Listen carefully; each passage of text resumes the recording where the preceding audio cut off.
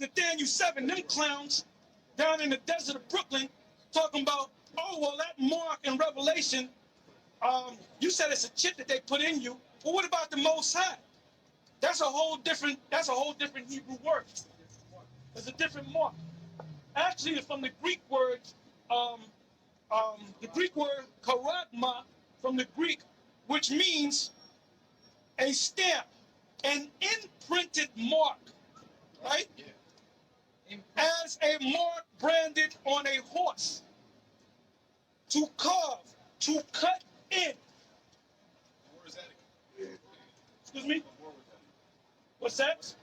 The word, okay, the word is from a Greek word. When you read, matter of fact, go to Revelation 13 and 16. Matter of fact, read this whole list of scriptures. Revelation 13, 16, jump to 17. Revelation 14, 8 to 9. Revelation, get these scriptures. Revelation 14, 11 on down. Revelation 15, 1 and 2. Revelation 16, 2 to about 4. Revelation 19, 20. Read a couple of verses in there. Revelation 24, and read a couple of verses in there. All right? Anytime these scriptures that I called out, if everybody got it, it's all going to use that word mark. And when you go into the Greek, the word there, like I said, is charagma. All right? Like I said, I'm going to say it again. A stamp, an imprinted mark, as a mark branded on a horse, to carve, to cut in. Revelation 13 and 16, right? Yeah, read loud. Revelation 13 and 16.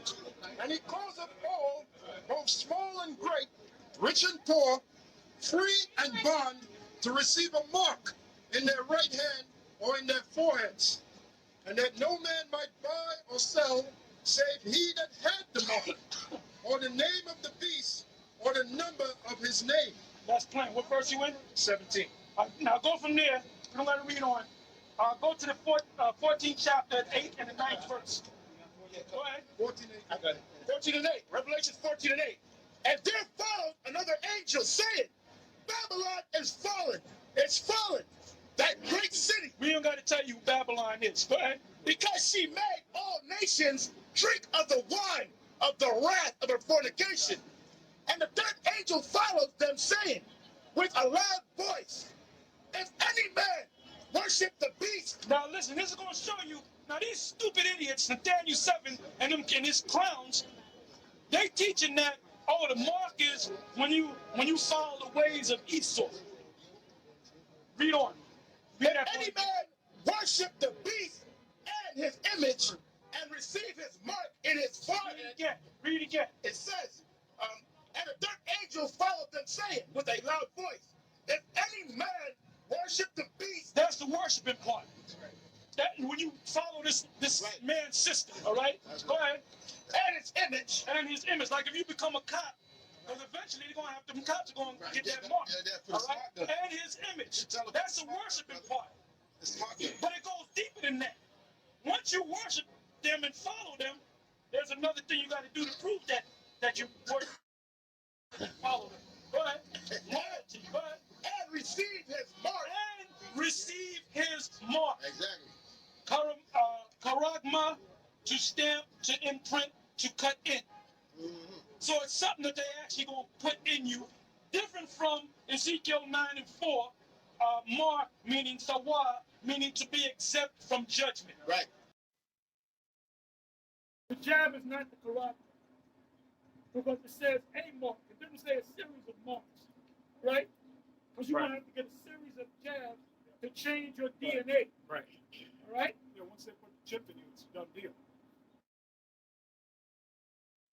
In some areas of life, bigger is better. But when it comes to microchips, smallness is boss.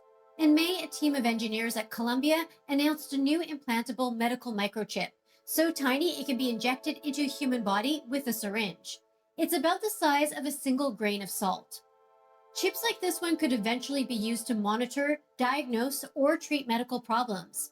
But there's a twist. The Columbia team's work also collided with the world of online conspiracy theories, much to their dismay.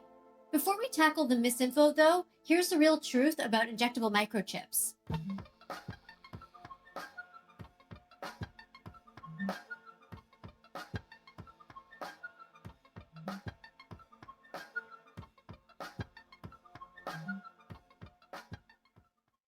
Increasingly, there's growing interest in what can be done with actual implantable devices beyond what can be just done with drugs.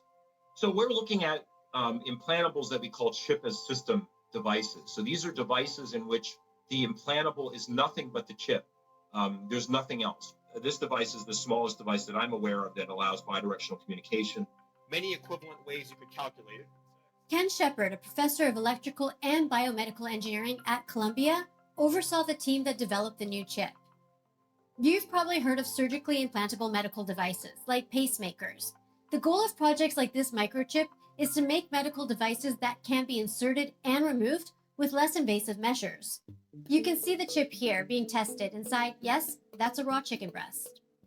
So what exactly could an implantable device that minuscule actually do? The Columbia team hopes one day chips like these could detect the spread of cancers or monitor one tiny area of the body, measuring the presence of a particular enzyme or biomarker. In this particular paper, we were just measuring temperature, which is a relatively easy thing to measure in a solid state device. But you can imagine measuring all kinds of things. So for example, we're working on measuring pH, acidity or alkalinity of tissue, which is important in many functions. We're specifically looking at monitoring various biomarkers during wound healing to understand the wound healing process and perhaps even try to actuate in ways that would allow us to allow wounds to heal faster. But getting here wasn't easy. Besides being extremely tiny, the engineers needed to power the chip wirelessly.